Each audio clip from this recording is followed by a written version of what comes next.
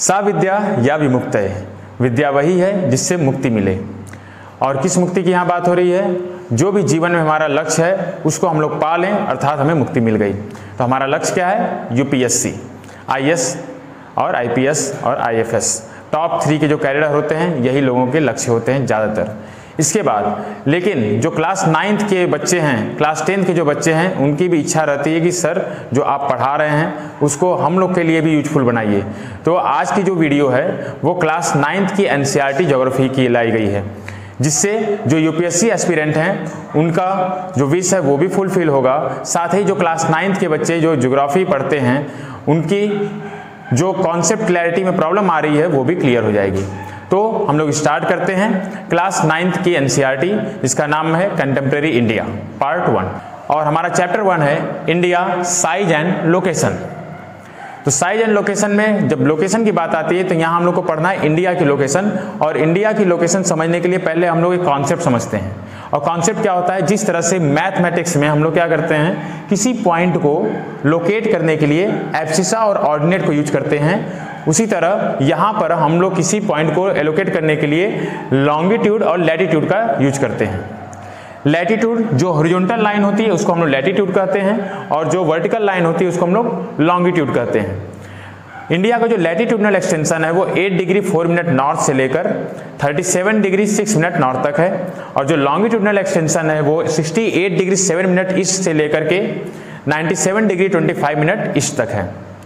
इसके बाद क्वेश्चन आता है कि ये जो ग्रुप ऑफ आइलैंड आपको दिख रहे हैं इंडिया के मैप में, जिसमें बे ऑफ बंगाल में कौन सा आया है? अंडमान एंड निकोबार, और अरेबियन सी में कौन सा है? लक्षद्वीप। अंडमान एंड निकोबार का जो लॉन्गिट्यूडनल एक्सटेंशन है और लैटिट्यूडनल एक्सटेंशन है वो आप लोग नोट डाउन कर लीजिए, वो एनसीईआरटी में आपके नहीं दिया हुआ है। जो लैटिट्यूडनल एक्सटेंशन है अंडमान निकोबार का वो है 6 degree 45 minute north to 13 degree 45 minute north. I repeat, 6 degree 45 minute north से लेकर के 13 डिग्री 45 मिनट नॉर्थ तक लैटिट्यूडनल एक्सटेंशन है, ठीक है। और फिर जो लॉन्गिट्यूडनल एक्सटेंशन है वो 92 डिग्री 10 मिनट ईस्ट से लेकर के 94 डिग्री 15 मिनट ईस्ट तक है। अब बात आती है लक्षद्वीप आइलैंड की।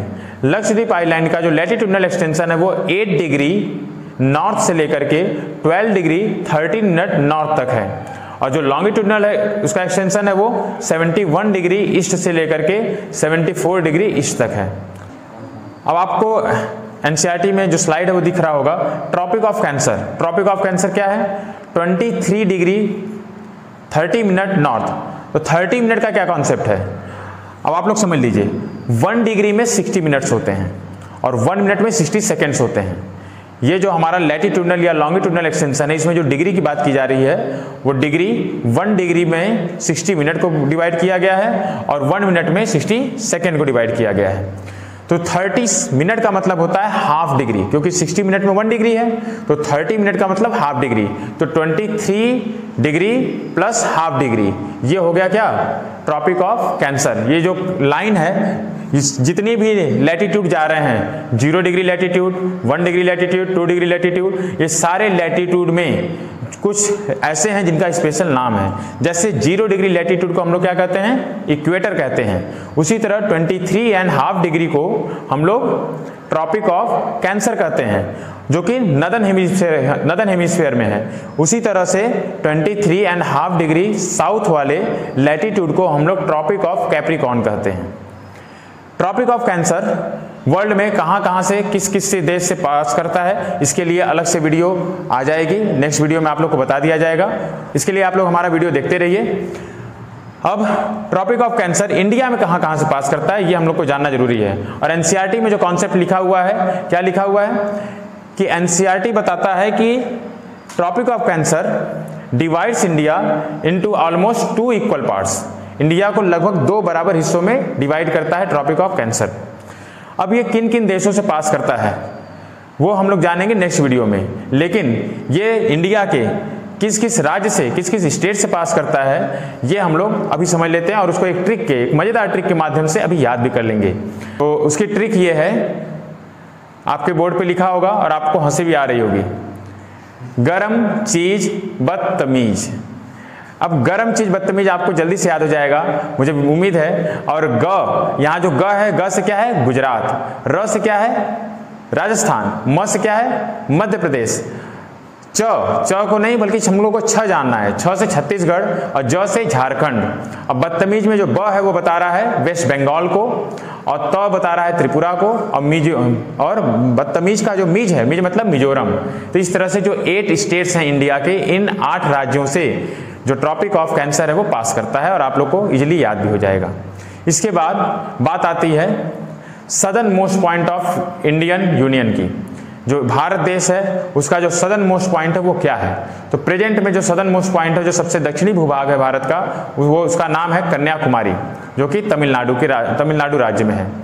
लेकिन अगर हम लोग ओल्डर पॉइंट की बात करें, जो पहले हुआ करता था 2004 के टाइम तक, उसका नाम था इंदिरा पॉइंट।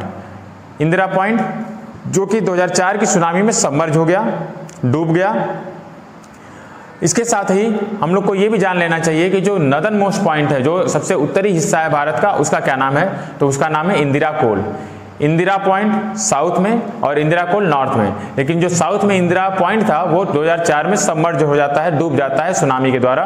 तो इसलिए प्रेजेंट में Kanyakumari is the southern most point of the India.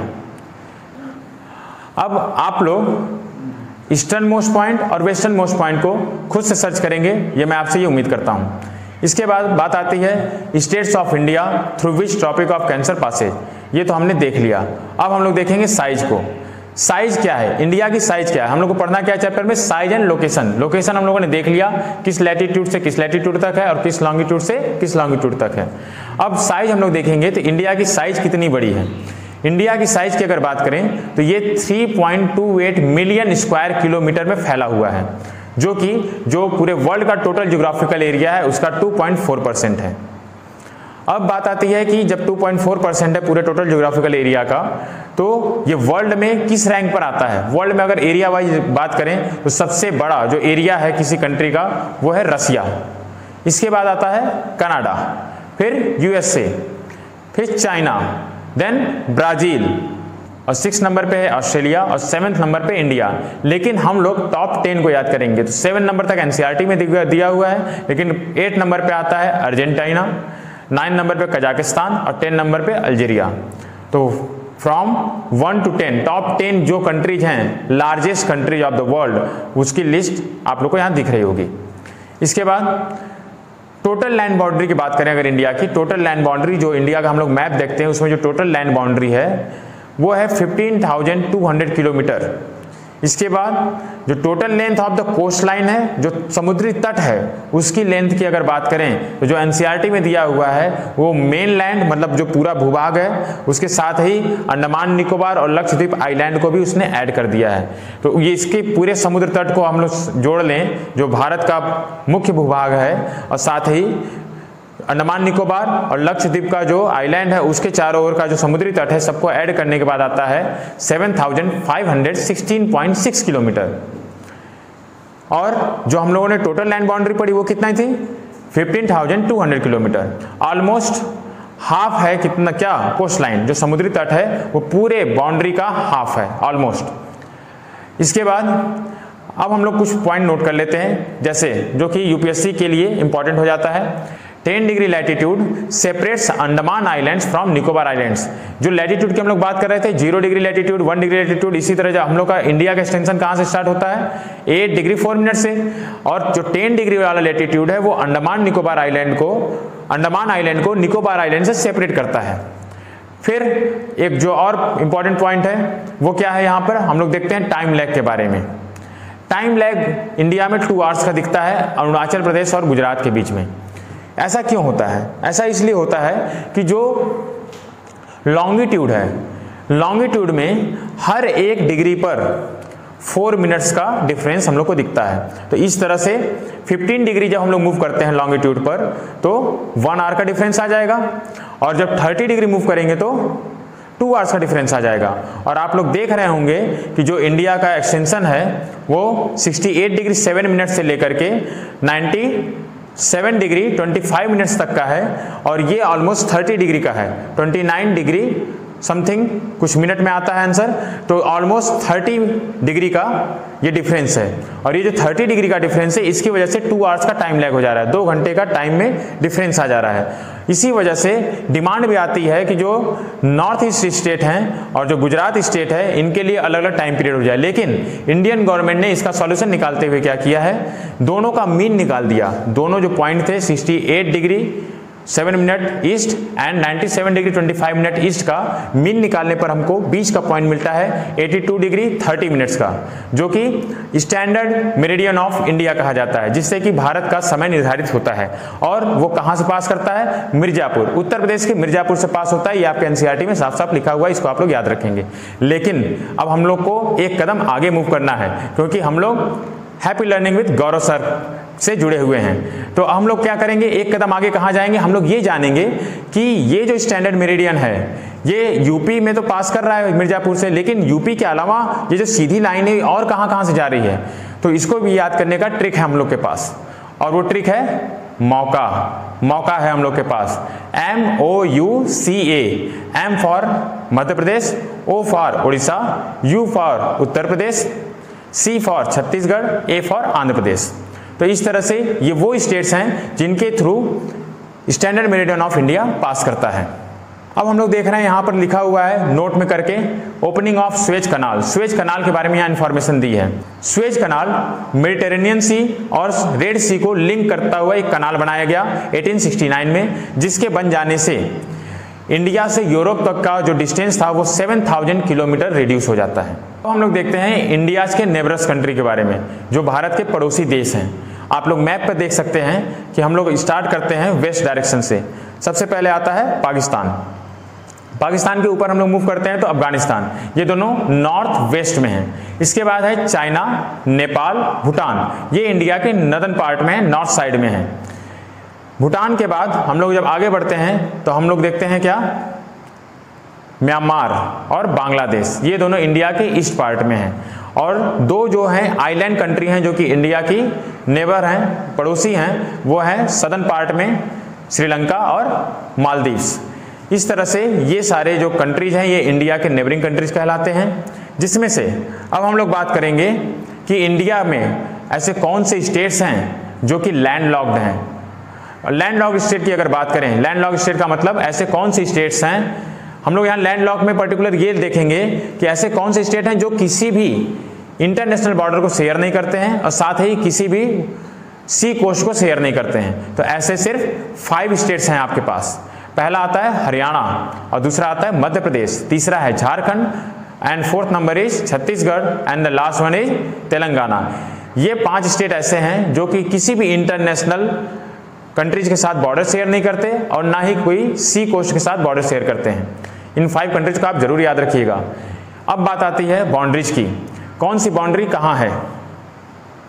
North west में कौन कौन सी कंट्री के साथ हमारी बाउंड्री है, तो पाकिस्तान और अफगानिस्तान की। नॉर्थ में किसके साथ है, चाइना, नेपाल एंड भूटान की। ईस्ट में किसके साथ है, Myanmar and Bangladesh, and south में श्रीलंका एंड मालदीव्स। अब जो श्रीलंका एक आइलैंड कंट्री है जो कि इंडिया से सेपरेट होती है पाक स्ट्रेट के थ्रू। स्ट्रेट क्या होता है, वो वाटर बॉडी जो कि किसी 2 मेनलैंड को सेपरेट करने का काम करती है। तो पाक स्ट्रेट श्रीलंका को इंडिया से सेपरेट करती है, उसे गल्फ ऑफ मन्नार भी कहा जाता है। तो आपके एनसीईआरटी में लिखा है पाक straight separates India from Sri Lanka. तो इस तरह से हम लोगों ने अपनी पूरी एनसीईआरटी के चैप्टर 1 को कवर कर लिया है। आई होप आप लोग को ये वीडियो पसंद आया होगा। Please like and subscribe this video. और मैं क्लास 9th के स्टूडेंट से ये रिक्वेस्ट करना चाहूँगा कि आप लोग इस वीडियो को अधिक से अधिक फैलाएं, और आगे आने वाली वीडियो और भी शॉर्ट में होगी और आप लोग को और अच्छे से पढ़ाने की कोशिश की जाएगी। Thank you.